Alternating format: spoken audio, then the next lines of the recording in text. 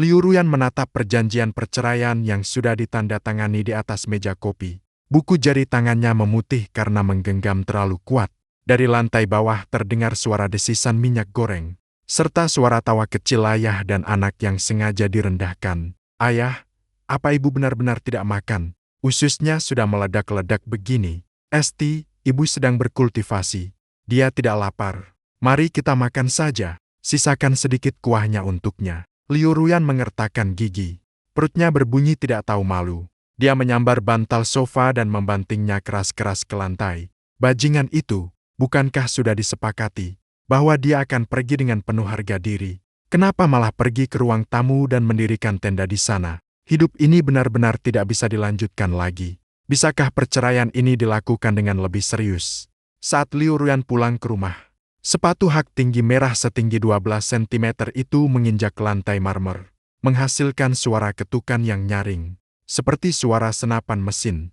Pintu terbanting hingga menimbulkan embusan angin, membuat tanaman sirih gading di rak sepatu depan pintu berguncang 2 kali. Aku sedang berjongkok di lantai mengikatkan tali sepatu tuan-tuan. Si kecil ini baru saja menumpahkan yogurt ke atas sepatunya. Mendengar suara itu, kami berdua mendongak secara bersamaan. Mata besar menatap mata kecil. Tuan-tuan menciutkan lehernya. Tangan gembulnya menutupi mulut, memberi isyarat lewat tatapan mata kepadaku. "Ayah, monster telah kembali ke sarangnya." Peringatan tingkat 1. Aku mengedipkan mata padanya, mengisyaratkannya untuk tetap tenang. Liu Ruyan, hari ini mengenakan setelan kerja berwarna hitam. Rambutnya disanggul dengan sangat rapi. Wajah yang biasanya sudah dingin dan cantik itu, kini tampak semakin beku seperti dilapisi lapisan es. Tidak ada sedikit pun kehangatan di matanya. Di tangannya terdapat sebuah map dokumen coklat. Dia berjalan ke sisi meja kopi. Tangannya terangkat. Plak! Map dokumen itu terbanting di atas meja, tergelincir sejauh setengah meter. Hampir saja menjatuhkan balok susun milik tuan-tuan. "Fang Yuan, tanda tangani ini." Suaranya tidak keras, tapi setiap katanya terasa seperti bongkahan es yang baru keluar dari freezer. Menghantam dengan kaku. Aku menepuk debu di tanganku, lalu berdiri dengan santai, berjalan mendekat, mengambil map tersebut, mengeluarkan kertas di dalamnya. Perjanjian perceraian. Ukuran huruf judulnya cukup besar, tebal dan hitam. Seolah takut aku tidak bisa melihatnya karena mata tua. Aku membalik beberapa halaman dengan asal. Klausulnya tertulis dengan sangat jelas. Pembagian harta, hak asuh anak, bahkan sampai robot pembersih lantai di rumah ini jadi milik siapapun tertulis jelas. Liu Ruyan melipat kedua tangannya di dada, berdiri di sana menungguku meledak, menunggu aku menginterogasinya, atau menunggu aku menangis terseduh-seduh, sambil memohon padanya. Sudut dagunya sedikit terangkat. Aku tahu gaya itu. Biasanya saat dia memarahi wakil presiden direktur di perusahaan, gayanya persis seperti ini. Aku menutup dokumen perjanjian itu, menggulungnya menjadi seperti tabung di tanganku, mengetukkannya ke telapak tangan, lalu mendongak menatapnya. "Untuk makan malam, iga babi masak merah boleh tidak?" Tuan-tuan sudah mengoceh tentang itu seharian. Wajah cantik Liu Ruyan tampak kaku seketika. Alisnya langsung berkerut dalam. Dia mungkin sudah membayangkan 100 jenis reaksimu, tapi satu-satunya yang tidak dia duga adalah Fang Yuan ini. Nada suaranya meninggi 1 oktav. "Kamu benar-benar bodoh atau cuma pura-pura bodoh?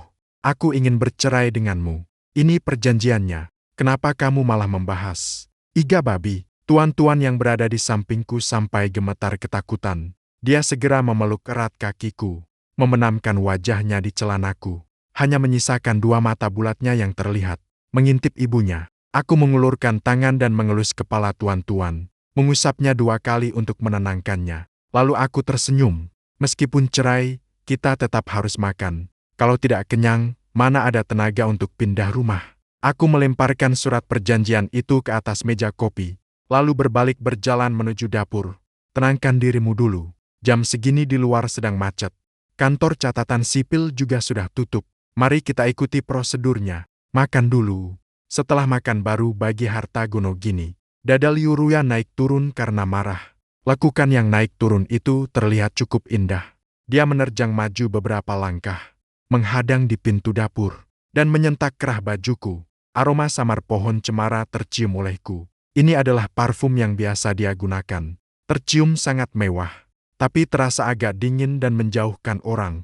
Jangan tertawa tidak jelas di depanku. Pinggiran matanya sedikit memerah, tapi tatapannya sangat tajam. Apa yang kamu lakukan di gerbang kompleks siang tadi? Siapa wanita itu? Kamu tersenyum lebar sekali seperti bunga, bahkan sampai membantu orang itu mengangkat kotak. Feng Yuan, aku memberimu makan, aku memberimu minum. Beginikah caramu membalas budiku? Kasus terpecahkan. Ternyata dia sedang cemburu. Aku mencoba mengingat kembali. Siang tadi itu kan Kak Wang tetangga sebelah yang membeli 2 kotak jeruk dan tidak kuat mengangkatnya. Aku hanya sekadar membantu. Sebagai imbalannya, dia memberiku 2 buah jeruk besar. Saat itu aku memang tersenyum cukup senang. Mana mungkin tidak senang bisa dapat 2 jeruk gratis. Aku melihat wajahnya yang tampak seperti ingin menggigit orang kapan saja. Tiba-tiba aku ingin menggodanya. Jika penjelasan itu ada gunanya, untuk apa ada polisi? Lagi pula, dengan sikapnya yang merasa tinggi dan menginterogasi narapidana seperti ini, jika aku langsung berlutut dan memohon pengampunan, di mana letak harga diriku dalam keluarga ini? Seorang pria harus tetap tenang. Aku perlahan menurunkan tangannya dari kerah bajuku, merapikan kerah baju, dengan wajah tak berdosa. Karena kamu sudah melihatnya, aku tidak akan berpura-pura lagi. Liu Ruyan tertegun, matanya terbelalak lebar, air mata menggenang di pelupuk matanya. Sepertinya dia tidak menyangka aku begitu tidak tahu malu. Perjanjian perceraian akan aku tanda tangani. Aku menggendong tuan-tuan dan mencium pipinya yang gembul. Tapi rumah itu milikmu, mobil juga milikmu, tapi anak ini harus jadi milikku. Mari kita berpisah dengan baik-baik. Setelah selesai bicara, aku menggendong anak itu dan berjalan menuju kamar tidur. Liu Ruyan berdiri terpaku di tempatnya. Tangannya mengepal erat. Aku mendengarnya mengertakkan gigi dan meneriakkan satu kalimat, Feng Yuan, kamu bajingan. Kembali ke kamar tidur. Tuan-tuan mengedipkan mata besarnya, sambil menarik telingaku. Ayah, apakah kita benar-benar harus pergi? Aku tidak mau pergi. Boneka Barbiku belum dimandikan. Suara si kecil terdengar sangat polos. Terasa ada nada sedih di dalamnya. Aku meletakkan jari telunjuk di depan bibirku, memberi isyarat Esti. Siapa bilang kita akan pergi? Ayah akan mengajakmu bermain permainan baru. Namanya bertahan hidup ekstrem. Aku membuka lemari pakaian, mengambil beberapa kaos dan celana pendekku, serta piyama dan mainan tuan-tuan. Memasukkan semuanya ke dalam koper sekaligus. Sengaja melakukannya dengan suara gaduh. Menarik resleting, menarik-narik koper. Roda koper menggelinding berisik di atas lantai. Suaranya begitu keras, seolah-olah ingin menjebol lantai rumah.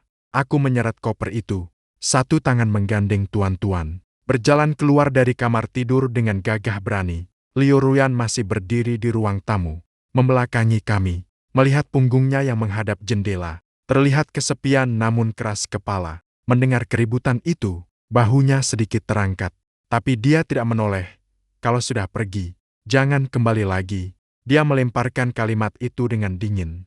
Siap. Jaga diri baik-baik, Direktur Liu. Aku menjawab dengan sangat cepat dan senang. Kemudian aku menyeret koper dan langsung berbelok. Berhenti di depan jendela besar ruang tamu, berjarak 5 meter darinya. Liu Ruyan menunggu beberapa saat, namun tidak mendengar suara pintu terbuka atau tertutup. Dia tidak tahan dan akhirnya menoleh.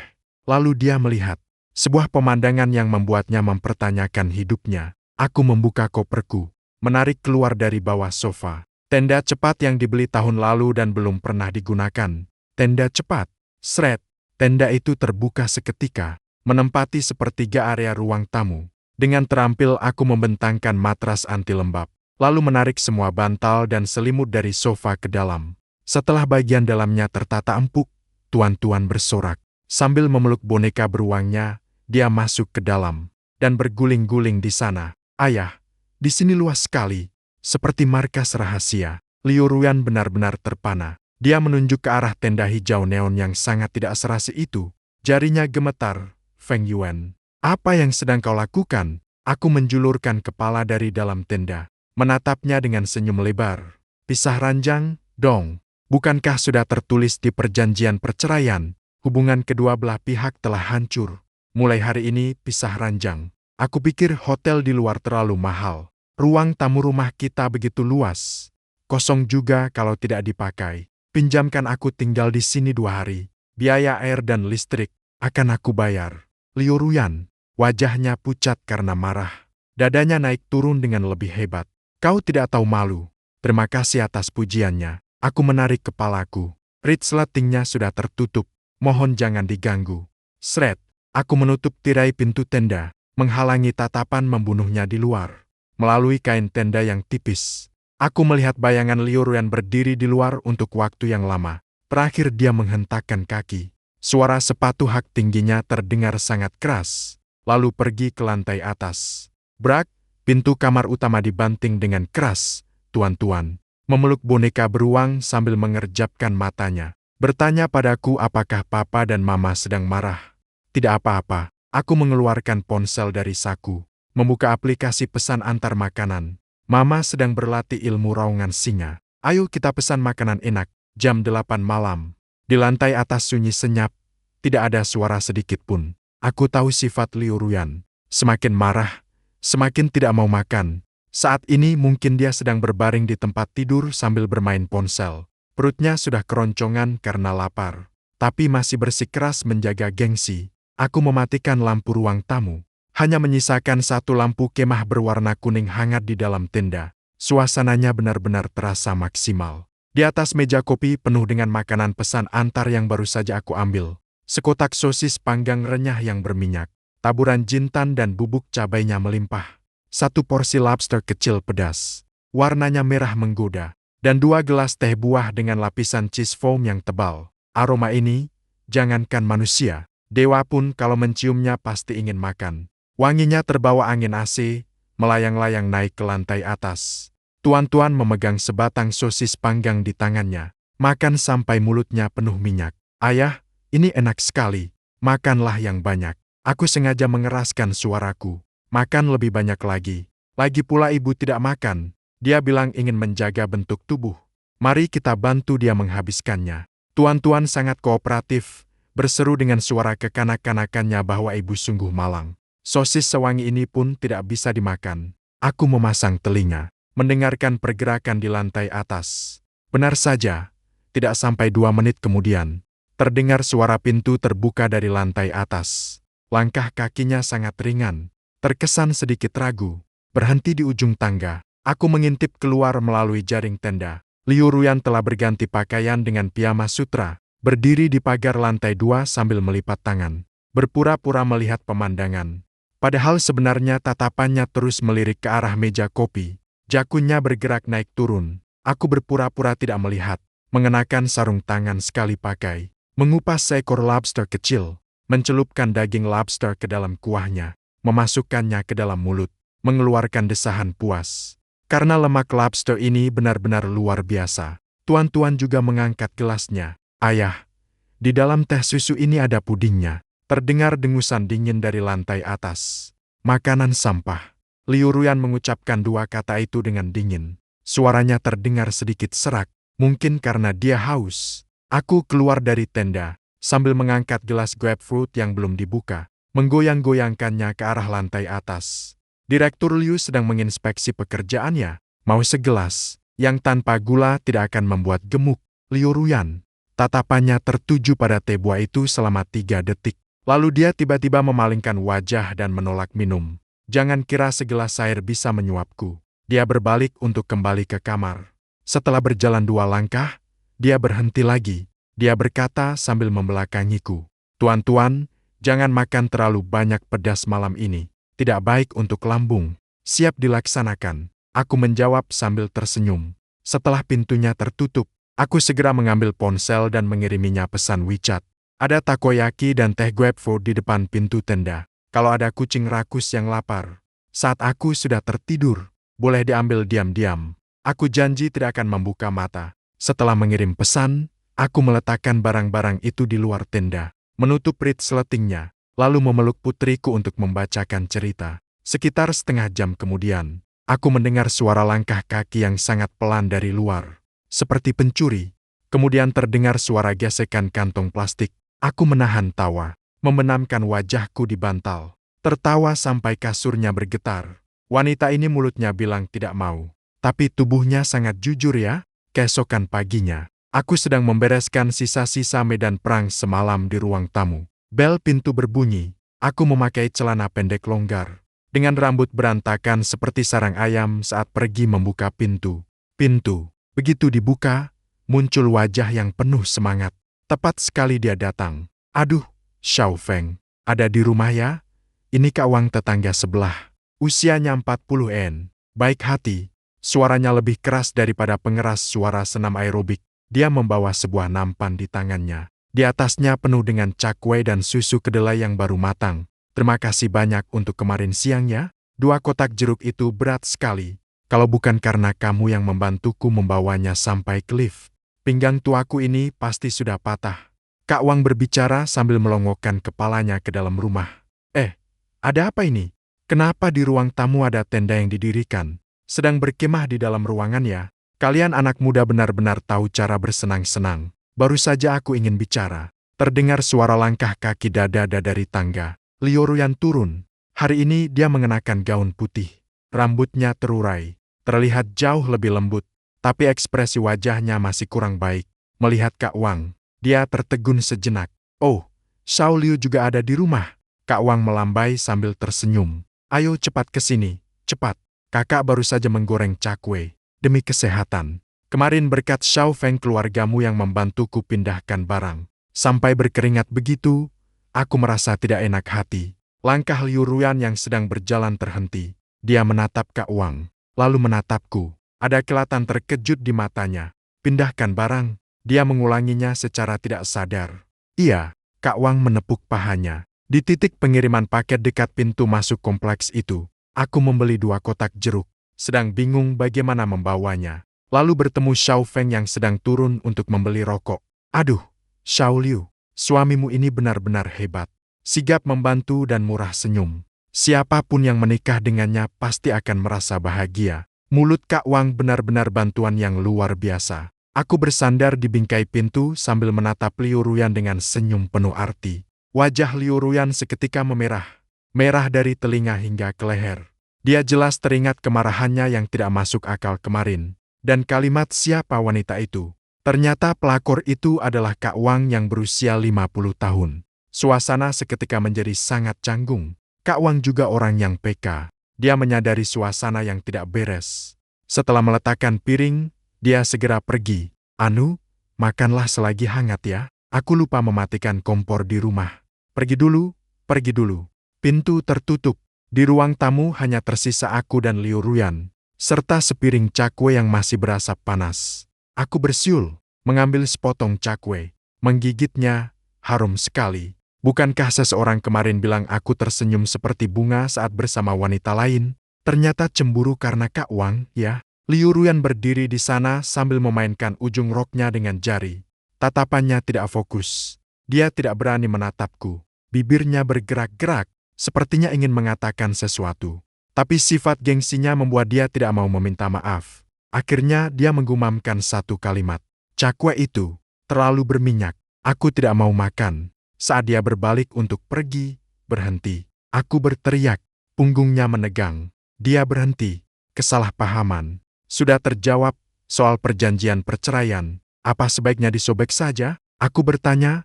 Liu Ruyan tiba-tiba menoleh. Tatapannya membawa sedikit rasa malu yang berubah menjadi amarah. Siapa bilang kesalahpahamannya sudah terjawab? Kamu. Sikapmu buruk sekali. Membuat ruang tamu jadi berantakan. Masalah ini belum selesai. Setelah selesai bicara, dia seperti melarikan diri. Dengan sandal rumahnya, dia berlari cepat kembali ke lantai atas. Aku mengunyah cakwe. Melihat punggungnya yang panik. Dalam hati aku merasa puas. Dasar. Wajahnya sampai merah begitu. Masih saja keras kepala. Permainan ini jadi semakin menarik. Meskipun Liu Ruyan keras kepala, tapi kondisi tubuhnya tidak bisa berbohong. Akhir pekan ini dia tidak pergi lembur ke kantor, melainkan terus mengurung diri di lantai atas. Aku lanjut membawa tuan-tuan berkemah di ruang tamu. Kami meletakkan tablet di dalam tenda, memutar film kartun. Ayah dan anak tertawa terbahak-bahak. Siang hari aku memasak sepanci bude jigai kimchi, luncheon meat, shin ramyun, topoki keju, mendidih dengan gelembung-gelembung. Aroma pedas yang menggoda memenuhi seluruh rumah.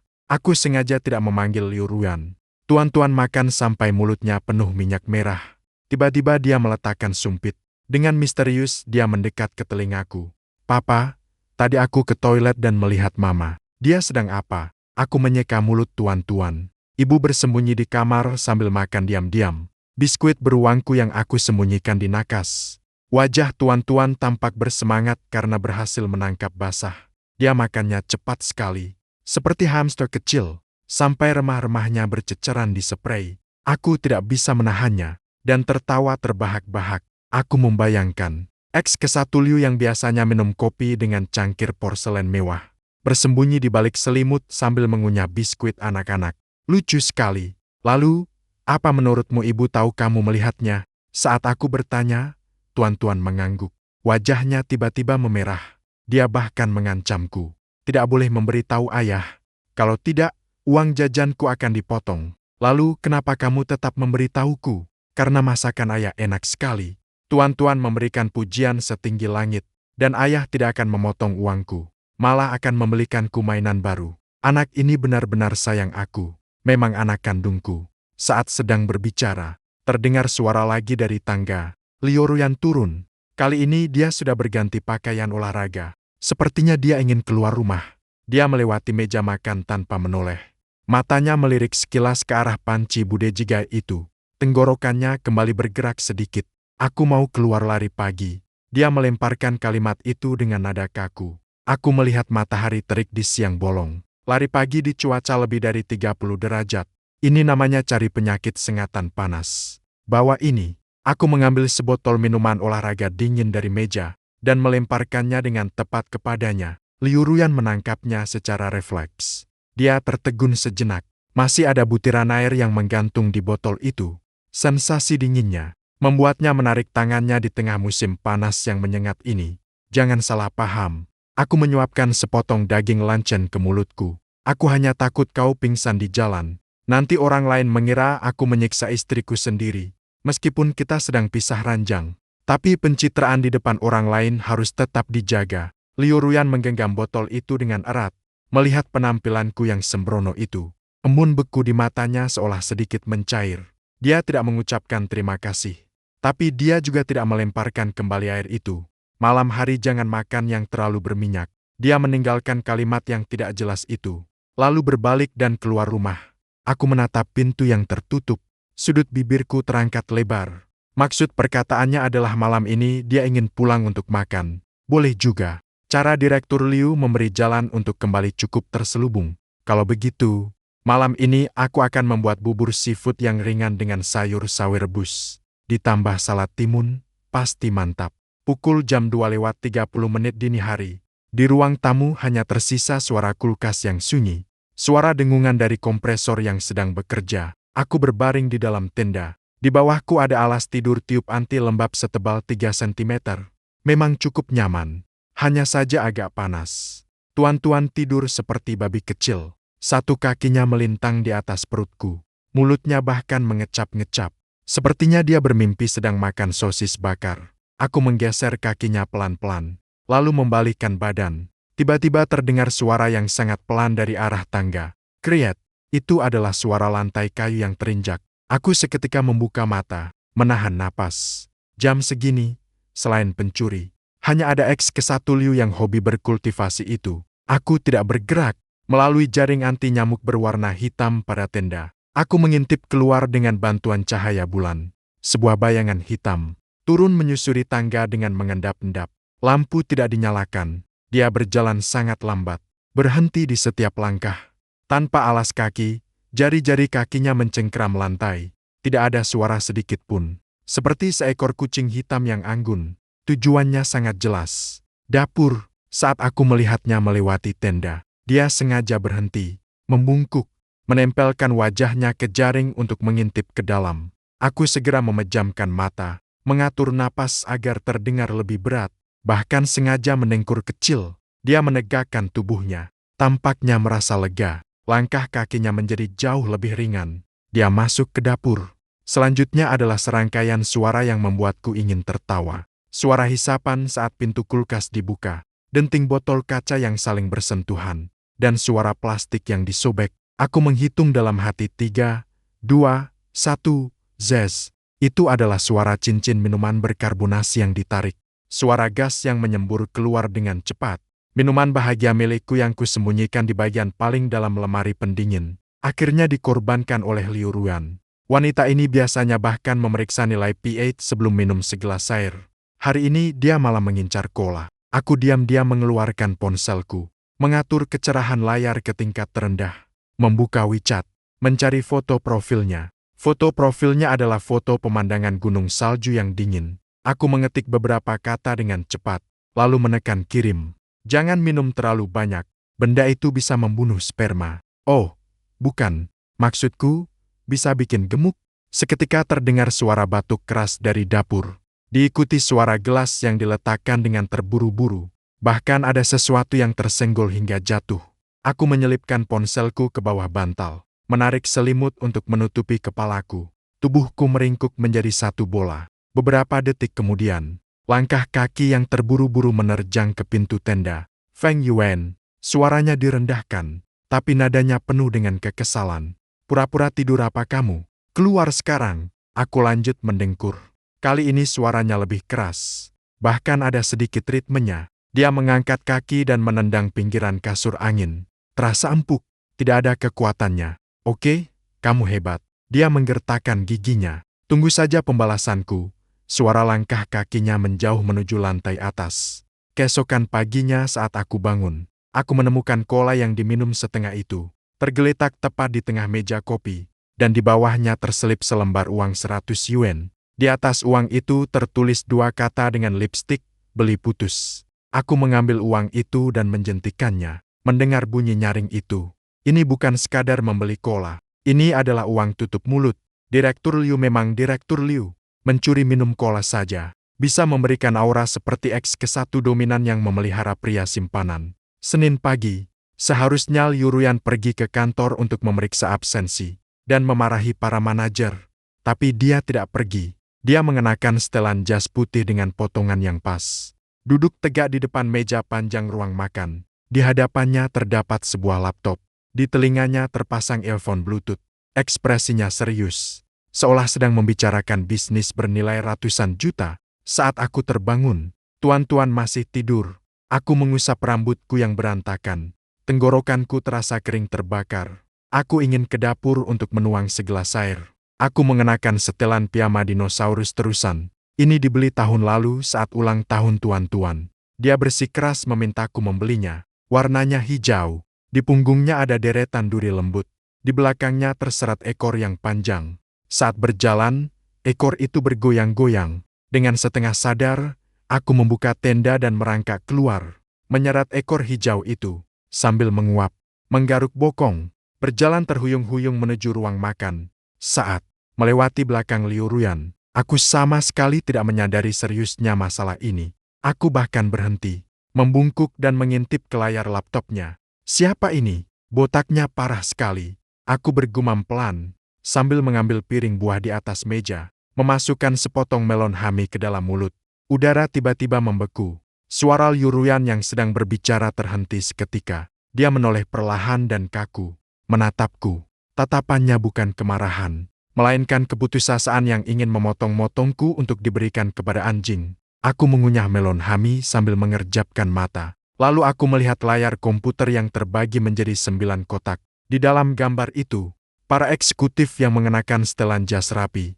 Mulut mereka semua terbuka lebar sampai bisa dimasukkan telur, terutama paman botak itu.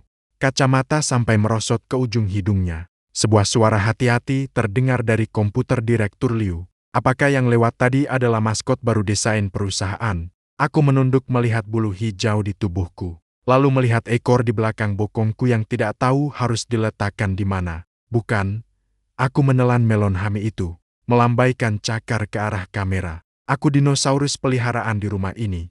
Namaku Feng Yuan. Silakan lanjutkan. Melon ini cukup manis. Setelah bicara, aku menarik tudung kepala dinosaurus ke atas, menutupi wajahku, menyeret ekorku, dan dengan langkah tewaks yang sangat dibuat-buat, aku segera melarikan diri dari tempat itu. Di belakangku terdengar suara laptop yang ditutup dengan keras. Brak, lalu diikuti suara kursi yang terjatuh.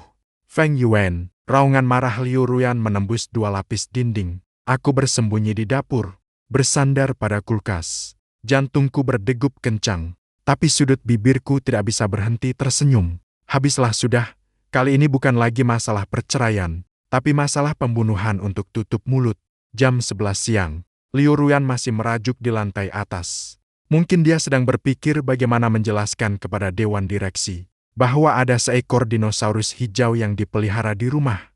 Bel pintu berbunyi lagi. Kali ini ditekan dengan terburu-buru. Sekali demi sekali, seperti sedang menagih nyawa. Jantungku mencelos. Aku sangat familiar dengan ritme ini. Aku mengintip melalui lubang pengintip pintu. Benar saja, rambut pendek keriting yang sangat mencolok. Lehernya terbalut syal sutra, di tangannya membawa 2 wadah bekal tahan panas. Ibu mertuaku, Ibu Zhao, beliau adalah sosok yang tangguh. Sebelum pensiun, beliau adalah kepala kesiswaan. Sekali tatapannya menyapu. Pria manapun dalam radius 5 meter dari Feng Yuan harus membusungkan dada, mendongak dan menarik perut. Aku segera menoleh melihat tenda di ruang tamu. Mainan berserakan di lantai. Dan kotak makanan pesan antar yang belum dibuang di atas meja kopi. Jika Ibu Zhao melihat ini, tuduhan bahwa aku hanya menumpang hidup padanya akan terbukti benar. Tapi tidak membuka pintu bukanlah pilihan. Dia pasti punya kunci cadangan. Aku menarik napas dalam-dalam, memasang senyum yang paling menjilat, membuka pintu. Ma, kenapa Mama datang? Cuaca sedang panas sekali. Ayo masuk, cepat masuk. Ibu Zhao mendorong kacamata bingkai emasnya. Memperhatikanku dari atas sampai bawah. Aku masih memakai celana pendek dan kaos singlet. Di kaki memakai sandal jepit. Xiao Feng, bukannya Mama mau mengkritikmu, tapi lihat sudah jam berapa ini. Masih berpakaian seperti ini. Sambil mengomel, dia mengganti sepatu dan berjalan masuk. Kemudian dia melihat di tengah ruang tamu, sebuah tenda besar berwarna hijau neon. Langkah Ibu Zhao terhenti. Dia menoleh, menatapku dengan tajam. Apa renovasi rumahnya bocor lagi? Otakku berputar cepat. Baru saja ingin mengarang alasan agar anak bisa merasakan pengalaman hidup.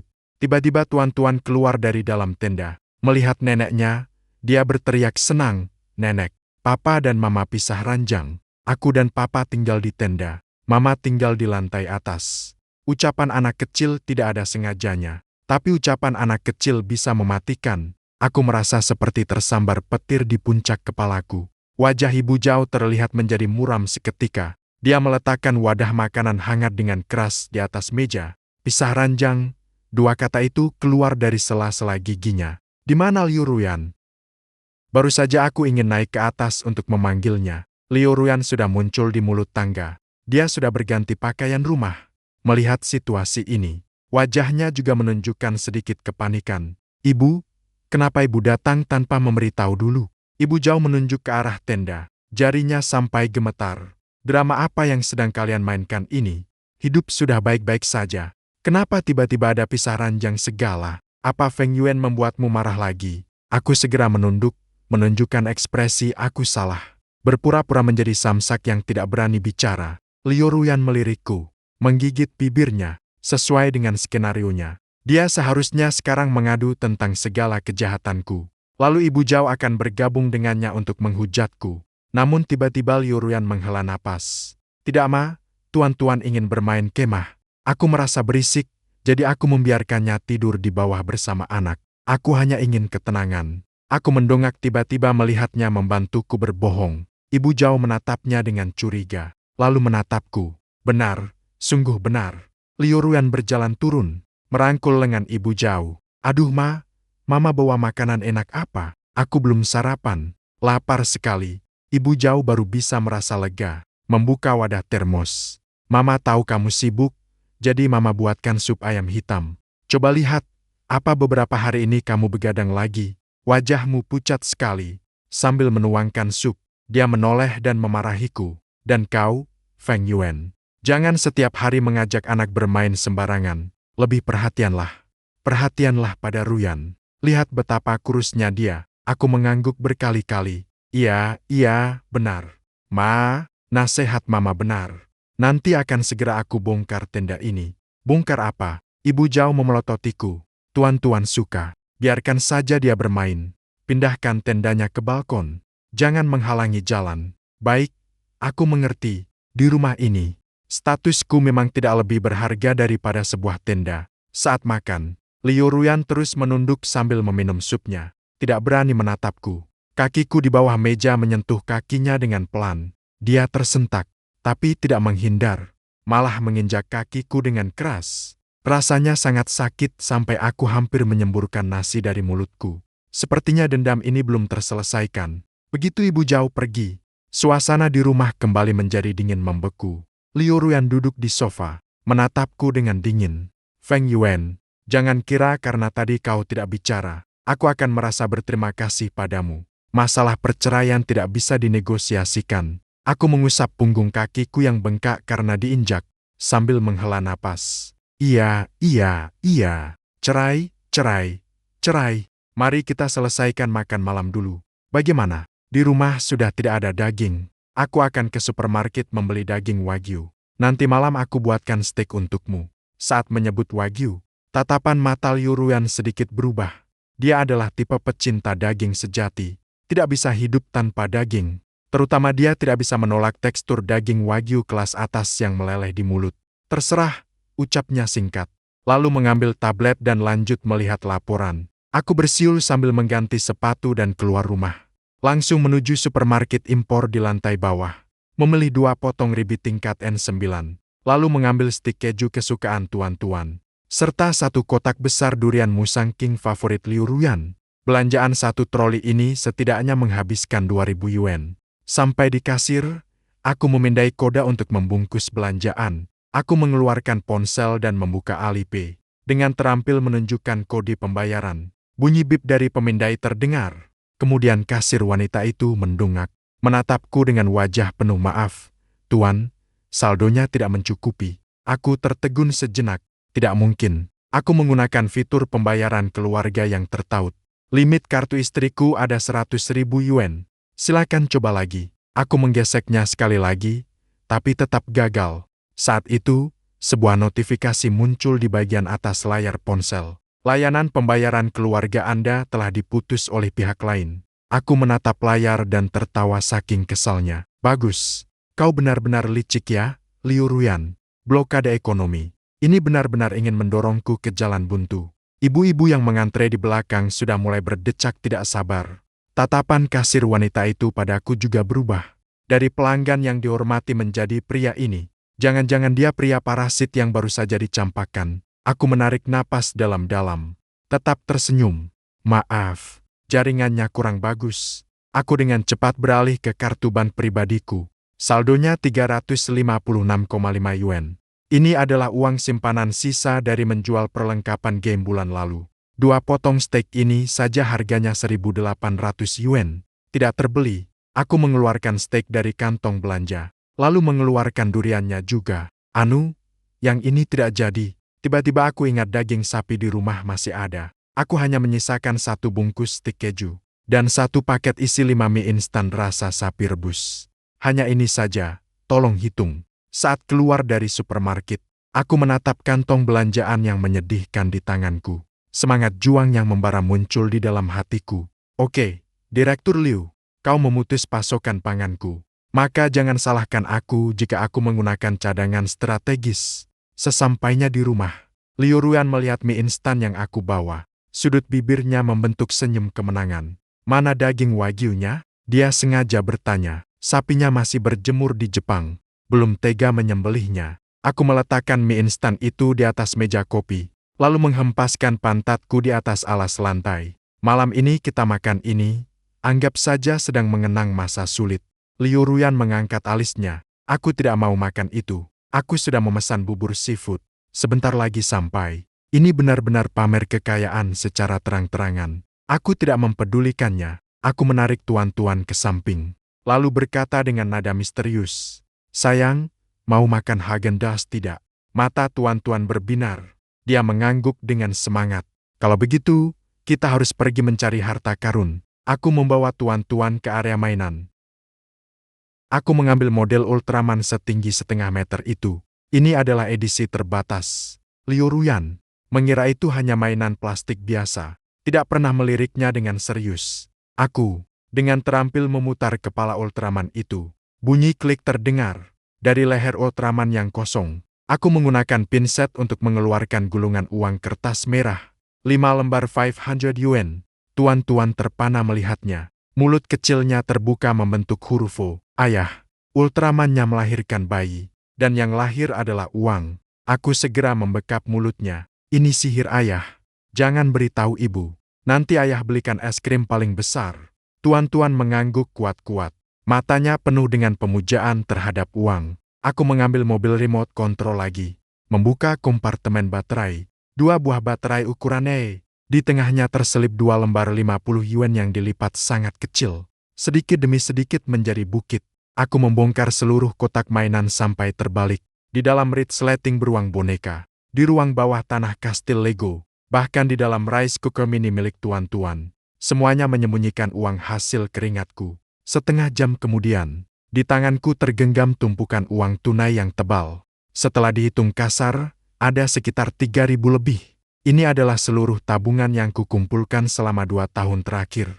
Tak, aku memasukkan uang itu ke dalam saku, menggandeng tangan tuan-tuan, menegakkan punggungku, berjalan ke hadapan Liu Ruyan. Dia sedang meminum bubur sarang burung yang baru saja diantar.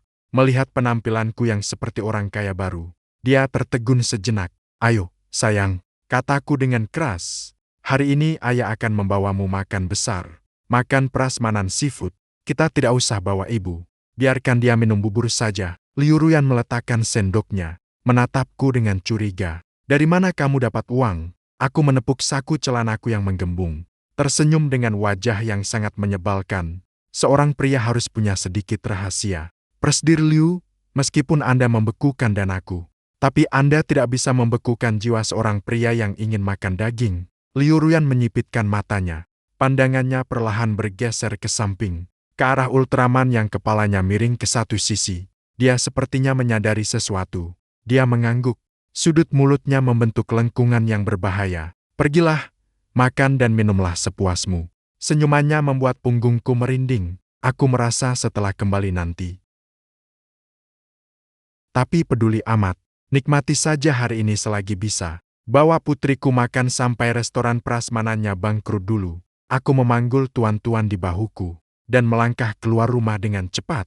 Di belakangku, Liu Ruyan mengambil Ultraman itu dan menggoyangkannya pelan. Makan prasmanan kali ini benar-benar seperti angin puting beliung. Aku dan tuan-tuan masuk sambil berpegangan pada dinding dan keluar pun sambil berpegangan pada dinding. Saat sampai di rumah, sudah lewat jam 9 malam. Aku mendorong pintu terbuka. Lampu utama di ruangan tidak dinyalakan. Hanya beberapa lampu dinding yang menyala. Cahayanya remang-remang. Atmosfernya terasa agak menekan. Liu Ruyan duduk di sofa, menggoyangkan setengah gelas anggur merah di tangannya. Ponselnya tergeletak di atas meja kopi. Layarnya menyala. Melihat kami masuk, dia tidak berbicara. Hanya menggunakan dagunya untuk menunjuk ke arah meja kopi. Tuan-tuan, pergi sikat gigi dan cuci muka dulu. Ayah ingin mengobrol sebentar dengan ibu. Aku menepuk pantat putriku dan menyuruhnya masuk ke kamar mandi. Menunggu sampai suara air di kamar mandi terdengar. Baru aku berjalan santai menuju sofa, lalu duduk dengan nyaman dan bersendawa dengan aroma seafood karena kekenyangan. Ada apa? Direktur Liu mau menginterogasi tahanan lagi. Liu Ruyan mendorong ponsel itu ke hadapanku. Lihat sendiri. Aku menunduk untuk melihat. Di layar ada sebuah foto. Latar belakang foto itu adalah lobi sebuah hotel mewah. Seorang pria sedang merangkul wanita dengan tubuh seksi. Berjalan menuju lift. Profil wajah dan pakaian pria itu, bahkan gaya jalannya yang agak mengangkang benar-benar mirip denganku. Pantas saja dia sangat marah. Kalau aku yang melihat foto ini, aku pun akan ingin membacok orang. Jelaskan sekarang. Liu Ruyan menyesap minumannya. Suaranya sangat pelan, tapi terdengar bahwa dia sedang menahan amarah. Aku menatap foto itu selama 3 detik, lalu aku tertawa. Aku mengulurkan tangan untuk memperbesar foto itu, sambil menunjuk pergelangan tangan pria tersebut. Direktur Liu, biasanya Anda sangat hebat dalam mencari celah di kontrak. Kenapa dalam hal ini Anda jadi buta? Liu Ruyan mengernyitkan dahi. Kamu bilang siapa yang buta? Lihat apa yang aku tunjuk di layar. Jam apa yang dipakai pria ini? Rolex Submariner Hulk. Apa menurutmu aku mampu membelinya? Seluruh harta kekayaanku baru saja aku makan sampai kenyang. Aku menyingsingkan lengan baju dan menunjukkan gelang olahraga yang catnya sudah mengelupas di pergelangan tanganku kepadanya. Liu Ruyan tertegun sejenak, lalu mendekat untuk melihat lebih jelas. Lalu aku menunjuk ke pinggang wanita itu. Lihat tangan ini lagi. Tangan yang merangkul pinggang ini. Sudut tekukan sendi jempolnya saja sudah salah. Dan lagi, ini ada 6 jari. Mata Liu Ruyan terbelalak. Dia melihatnya dengan teliti.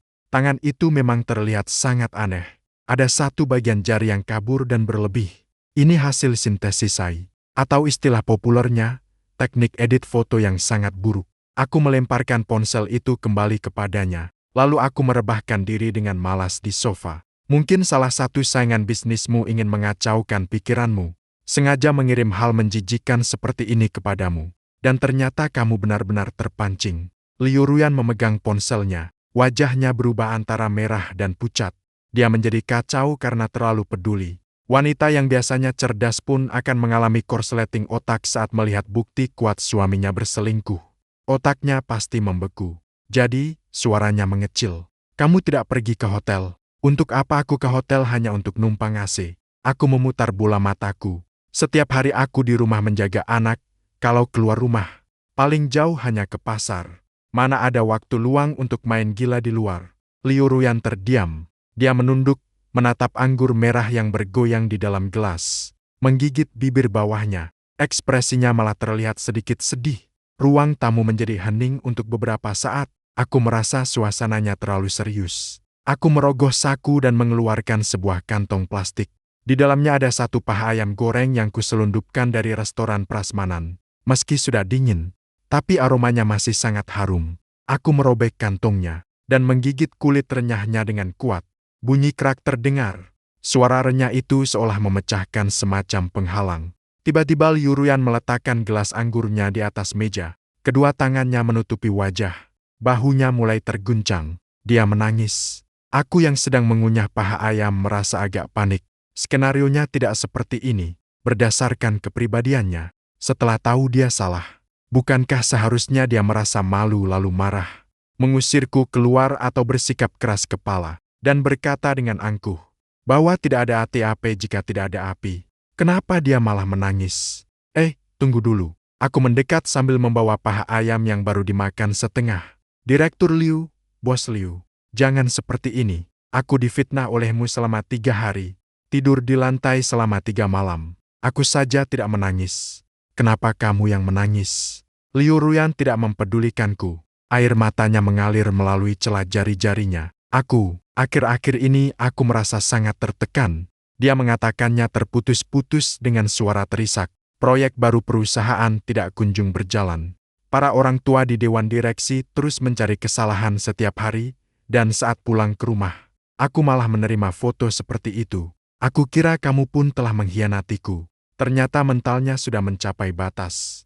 Ya, dia baru berusia 27 tahun. Harus memikul tanggung jawab atas perusahaan sebesar itu. Orang luar memanggilnya iblis wanita. Siapa yang tahu kalau di rumah dia juga akan bersembunyi di balik selimut sambil makan biskuit beruang untuk melepas stres. Aku menghela napas, menggeser posisi dudukku, dan duduk di sampingnya. Aku ingin memeluknya, tapi tanganku penuh minyak. Aku ingin mengusap air matanya, tapi tidak ada tisu. Akhirnya aku hanya bisa menyenggolnya pelan dengan siku. Sudahlah, berhenti menangis. Bukankah masih ada aku di sini? Meskipun aku tidak punya uang maupun kekuasaan, tapi aku bisa makan banyak. Kedepannya, siapapun yang berani menindasmu, aku akan pergi dan menghabiskan semua stok beras di rumah mereka. Liu Ruyan tertawa terbahak-bahak mendengar candaan garingku. Sampai-sampai ada gelembung ingus saat dia tertawa. Dia segera mengambil selembar tisu untuk menyeka wajahnya, menatapku dengan mata yang memerah. Kau hanya tahu soal makan saja. Dia melihat paha ayam berminyak di tanganku. Jakunnya bergerak naik turun. Berikan padaku. Aku melindungi paha ayam itu di pelukanku. Ini camilan malamku. Jangan minta. Dia langsung mencoba merebutnya. Hei, ini sudah digigit. Ada air liurnya. Aku tidak keberatan. Liu Ruyan merebut setengah paha ayam itu dengan sekali tarik. Dia tidak peduli lagi dengan image-nya. dan menggigitnya dengan keras. Ekspresinya seperti sedang menggigit musuh bebuyutan ayahnya, galak tapi imut, melihat pipinya yang menggembung saat mengunyah. Hatiku tiba-tiba merasa sangat tersentuh. Sudahlah, keluarga ini untuk sementara tidak akan bubar. Setelah malam itu, aku tidak tahu kemana Liu Ruyan menyelipkan surat perjanjian perceraian itu. Yang jelas, surat itu tidak muncul lagi di meja kopi. Tapi dia tetap tidak mengizinkanku kembali tidur di kamar. Alasannya sangat kuat. Kamu sudah bersusah payah mendirikan tenda ini. Sayang sekali kalau langsung dibongkar. Tinggallah di sini beberapa hari lagi.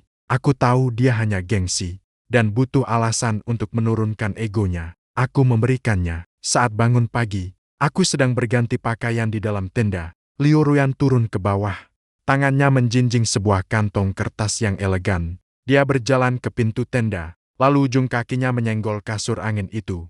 Aku menjulurkan kepala dengan dada terbuka. Ada apa? Mau menyita uang simpananku lagi? Saat menyebut soal uang simpanan, ekspresi wajahnya tampak sedikit tidak alami. Kemarin saat kami tidak ada, dia memang menggeledah dan mengumpulkan semua uang yang kusembunyikan di berbagai sudut. Tapi dia tidak mengambilnya, melainkan membuatkan kartu baru untukku dan menyetorkan semua uang tunai itu ke sana. Bahkan jumlahnya bertambah 50.000. Menurut kata-katanya, jangan menyelipkan uang di kepala Ultraman. Terlihat mengerikan. Saat ini, dia melemparkan kantong kertas di tangannya kepadaku. Hari ini ada klien penting di perusahaan. Kamu datanglah sebentar. Aku membuka kantong itu dan melihat isinya. Wah, satu set setelan jas kasual pesanan khusus. Potongannya sangat rapi. Hanya dengan menyentuhnya saja aku tahu ini tidak murah. Memintaku pergi ke perusahaan. Aku merasa sedikit terkejut. Untuk apa? Jadi pajangan? Liu Ruyan memalingkan wajahnya, berpura-pura merapikan antingnya. Sekretaris bilang, para eksekutif di rapat ke-6 terakhir sangat penasaran denganmu. Mereka semua sedang membicarakannya, bahwa aku memelihara seorang seniman, yang eksentrik, yang memakai kostum dinosaurus di rumah untuk mencari inspirasi. Aku tersenyum melihat telinganya yang sedikit memerah. Seniman apa? Ini kan hanya ingin membawaku untuk menegaskan kepemilikannya, sekaligus mengklarifikasi bahwa aku bukan orang gila, kan? Baiklah, aku memeluk pakaian itu.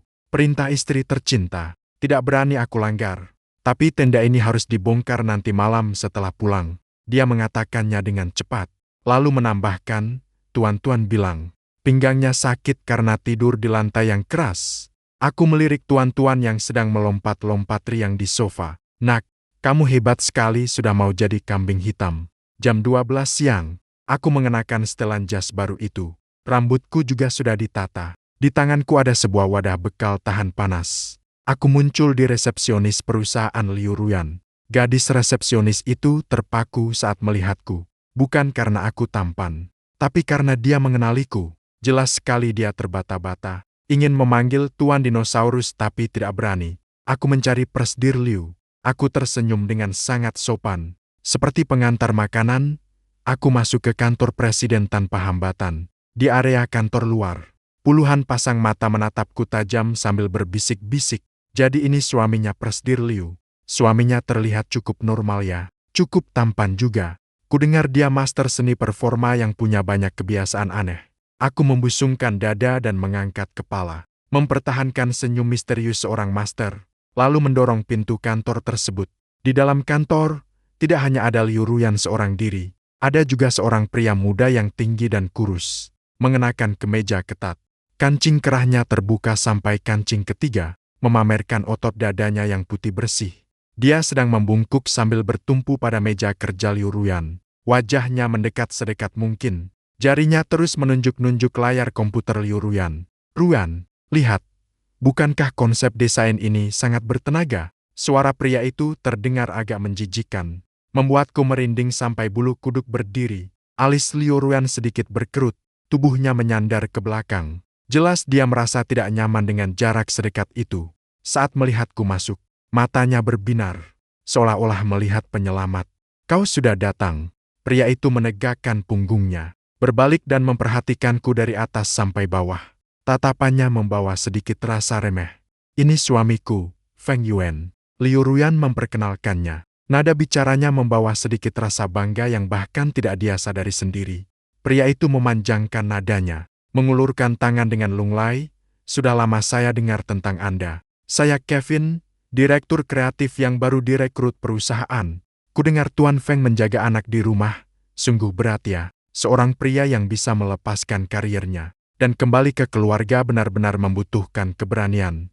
Kata-katanya terdengar seperti pujian, namun sebenarnya penuh dengan sindiran bahwa aku adalah pria yang hidup dari uang istri. Aku melihat tangannya yang terawat lebih halus daripada wanita, dan aku tidak menjabatnya. Aku langsung meletakkan wadah makanan dengan bunyi brak di atas meja. Tidak berat kok, dibandingkan Direktur Kevin, yang di cuaca panas begini masih memakai baju seketat ini. Penderitaanku tidak ada apa-apanya. Hati-hati nanti biang keringat. Ekspresi wajah Kevin langsung kaku. Liu Ruyan menundukkan kepalanya. Bahunya sedikit bergetar. Jelas sekali dia sedang menahan tawa. Kevin ini jelas sekali tidak tahu situasi.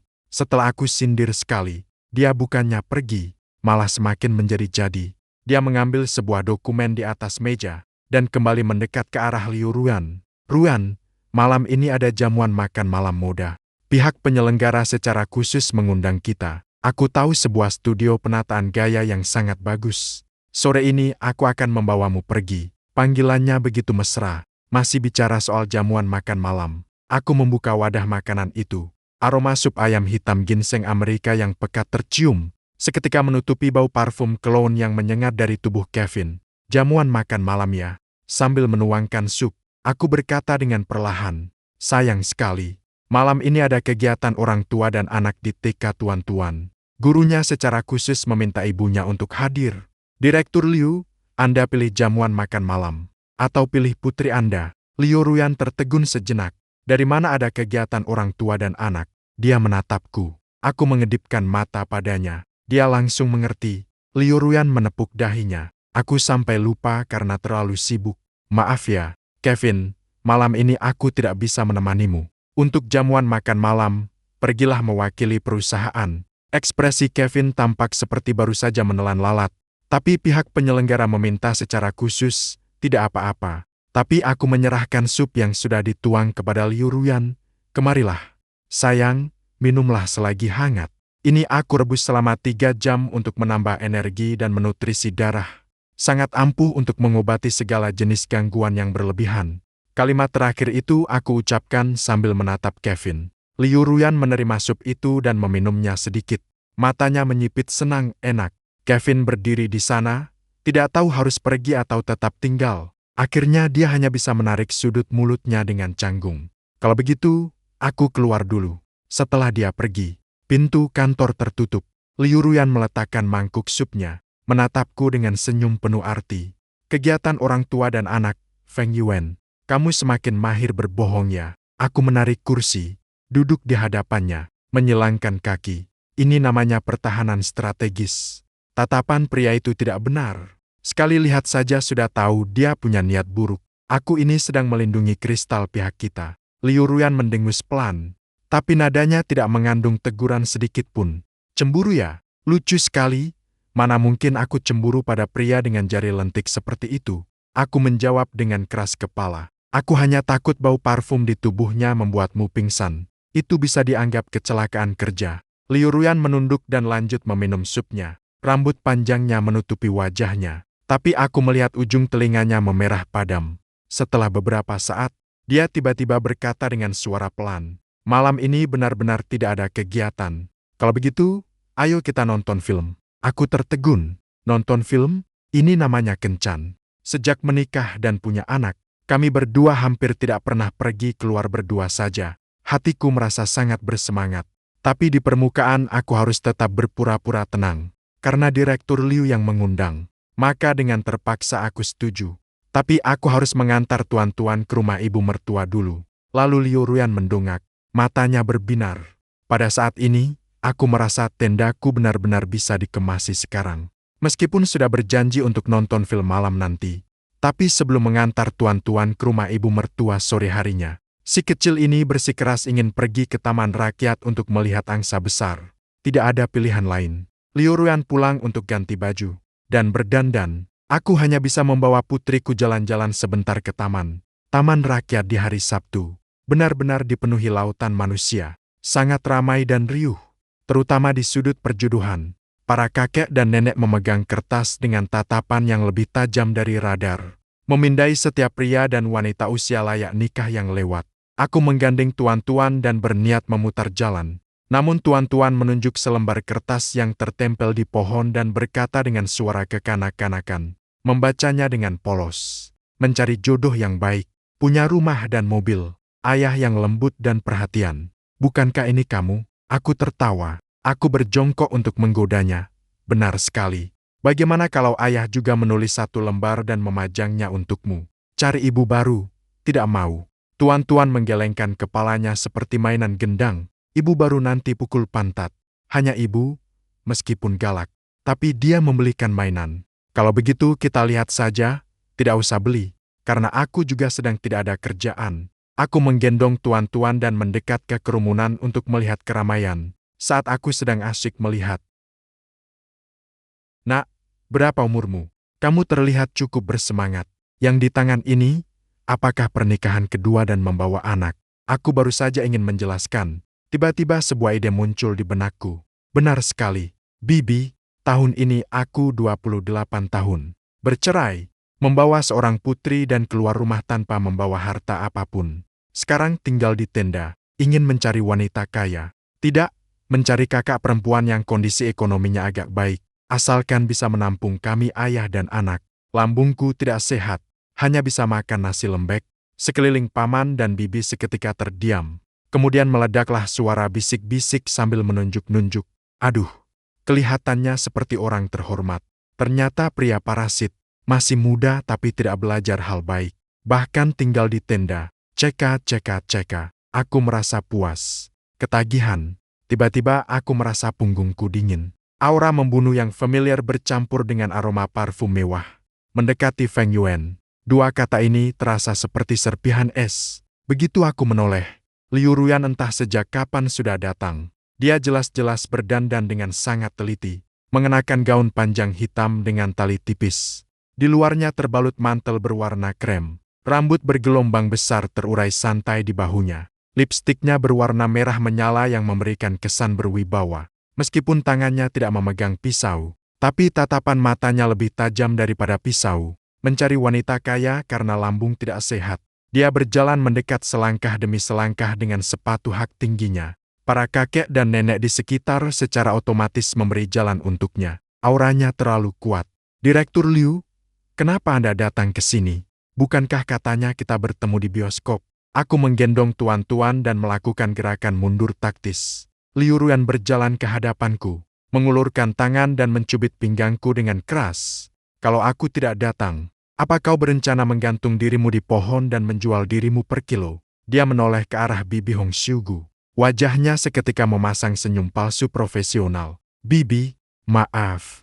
Suami saya ini otaknya agak bermasalah. Suka berakting. Baru saja saya jemput dari rumah sakit jiwa. Bibi itu terkejut melihatnya. Begitu mendengar kata rumah sakit jiwa, dia langsung mundur 3 langkah. Aduh, kasihan sekali. Sudah tampan begini, tapi ternyata idiot. Nak, kamu sudah bekerja keras ya? Liu Ruyan menjewer telingaku dengan kuat. Ayo pulang dan minum obat. Aku meringis kesakitan saat dia menyeretku keluar dari kerumunan. Tuan-tuan di pelukanku tertawa sampai tersedak.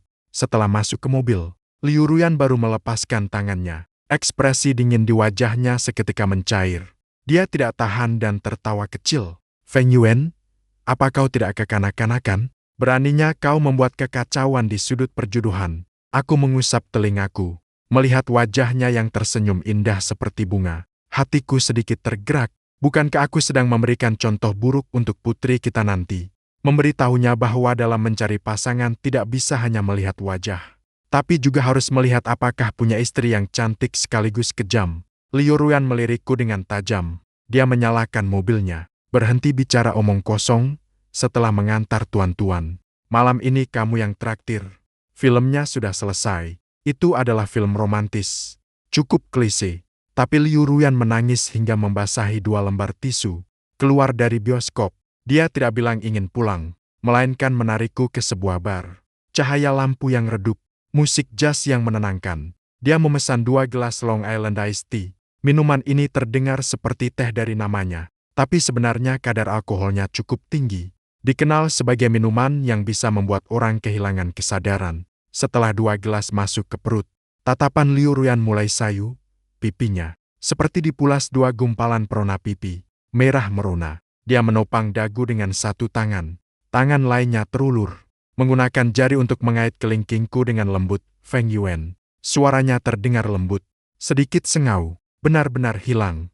Kewibawaan Direktur Liu biasanya, kini seperti kucing yang sedang manja. Aku di sini. Aku membalas menggenggam tangannya. Telapak tangannya terasa panas. Katakan, kenapa dulu kamu menikahiku? Ini adalah pertanyaan jebakan. Aku menjawab dengan serius. Karena kamu cantik, pintar, dan kaya, serta buta, sampai bisa memilihku. Liu Ruyan menggelengkan kepalanya, tersenyum bodoh. Pembohong. Waktu itu temperamenku sangat buruk. Lembur setiap hari. Bahkan kencan pun dilakukan di kantin kantor. Orang-orang bilang aku adalah mesin kerja yang tidak punya perasaan. Dia mendekatkan wajahnya. Aroma alkohol bercampur dengan wangi parfum, membuatku merasa sedikit pening. Sebenarnya saat melihat foto itu, aku percaya, bukan tidak percaya padamu. Tapi aku tidak percaya pada diriku sendiri. Matanya kembali memerah. Aku tidak bisa bermanja-manja, juga tidak bisa memasak, dan selalu memasang wajah kaku saat pulang ke rumah. Aku takut kamu akan membenciku. Takut kamu merasa rumah ini terlalu dingin. Takut kamu benar-benar ingin mencari wanita lembut untuk menggantikanku.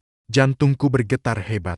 Ternyata wanita kuat yang begitu tegas dan berwibawa di luar sana, menyimpan rasa tidak aman yang begitu dalam di hatinya. Semua sikap tidak masuk akal dan perang dingin yang dia lakukan sebenarnya adalah caranya yang kikuk untuk memastikan apakah aku masih peduli. Aku berdiri dan berjalan ke sampingnya, lalu merangkulnya ke dalam pelukanku. Bodoh ya, aku menyentuh telinganya yang terasa panas. Aku justru suka gayamu yang dingin dan angkuh ini. Kalau kamu setiap hari cerewet seperti Kak Wang, aku malah tidak akan tahan. Lagi pula, siapa bilang kamu tidak lembut? Kamu yang paling lembut saat mencuri makan biskuit beruang.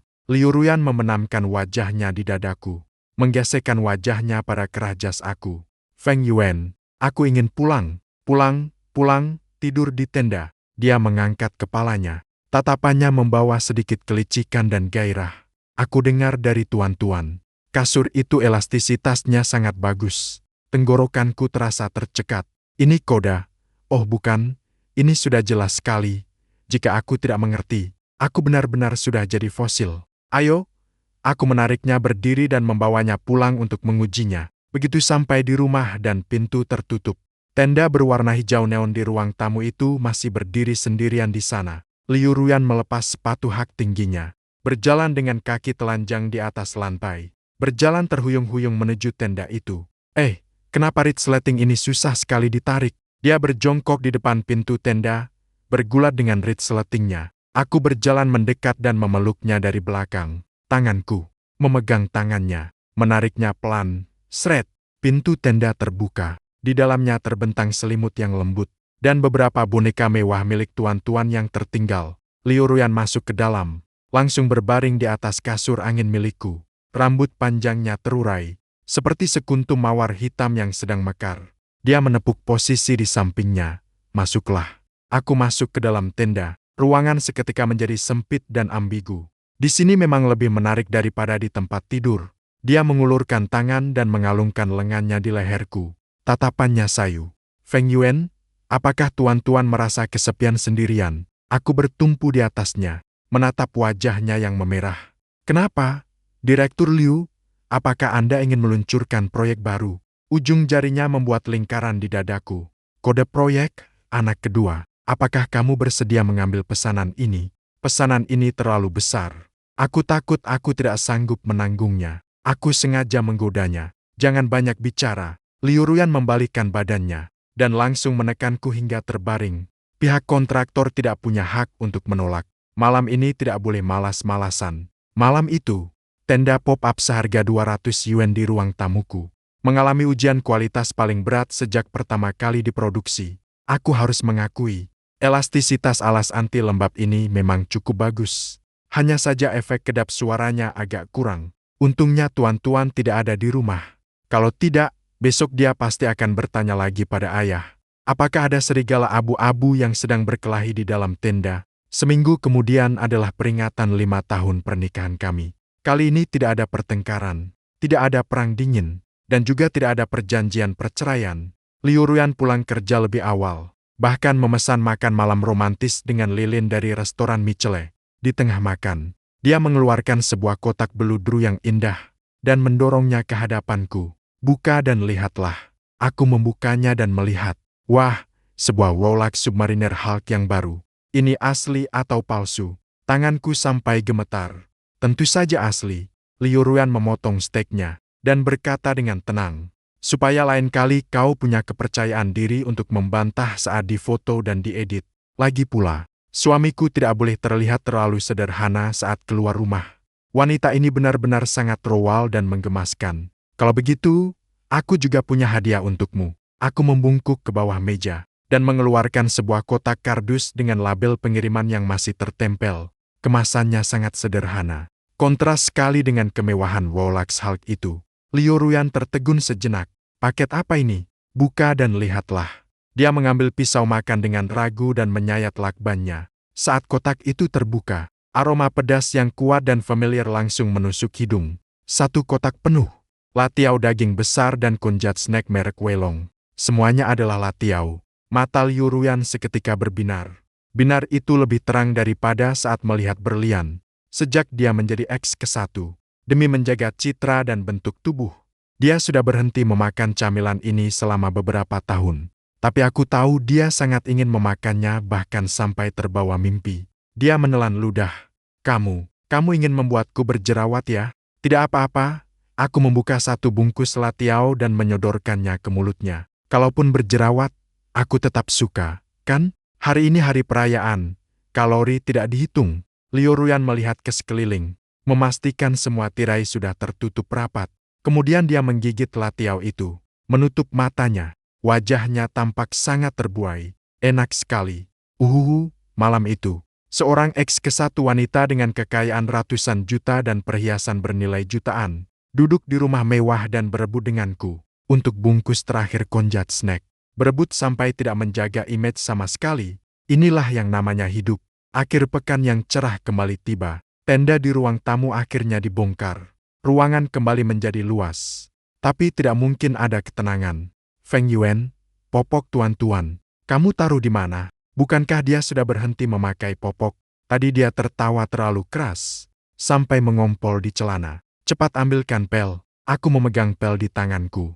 Berlari ke ruang tamu seperti petugas pemadam kebakaran. Terlihat tuan-tuan berdiri di tengah lantai, menatap celananya yang basah dengan wajah polos. Liu Ruyan sedang berjongkok di lantai, sambil menyeka kakinya, sambil mengomel. Namun sudut bibirnya tersenyum. Papa dan Mama bilang, di dalam perut Mama ada bayi kecil. Apa itu benar? Tuan-tuan tiba-tiba membocorkan rahasia besar. Kakiku terpleset. Hampir saja aku jatuh tersungkur. Makan kotoran apa? Aku menatap perut rata Liu Ruyan. Cepat sekali. Ternyata efek tenda itu sangat bagus. Wajah Liu Ruyan memerah. Dia melemparkan bantal sofa ke arahku. Apa yang kamu pikirkan? Maksudku rencana persiapannya, belum hamil kok. Oh, aku menangkap bantal itu, sambil tersenyum nakal. Kalau begitu sepertinya perjuangan belum berhasil. Rekan seperjuangan masih harus bekerja keras ya. Liu Ruyan melirikku tajam. Berdirilah. Dia berjalan ke arah meja kopi. Di sana tergeletak perjanjian perceraian yang dulu. Meski sudah kusut, tapi tidak pernah dibuang. Dia mengambilnya dan dengan cepat merobeknya sampai hancur. Feng Yuan, siang ini makan iga babi merah ya. Siap, beri gula yang banyak. Garamnya sedikit saja. Aku tahu seleramu. Sinar matahari menyinari ruang tamu. Debu-debu kecil melayang di udara. Tuan-tuan sudah selesai ganti celana dan mulai menunggangi kuda kayu kecilnya berlarian di seluruh ruangan. Liu Ruyan bersandar di sofa, melihatku mengikat celemek. Tatapannya lembut seperti genangan air. Aku rasa mungkin inilah kehidupan yang aku inginkan. Tidak ada kejadian yang mengguncang dunia. Tidak ada pula drama keluarga kaya yang rumit. Hanya ada kekacauan sehari-hari, dan di dalam kekacauan itu tersembunyi kebahagiaan kecil yang berkilau.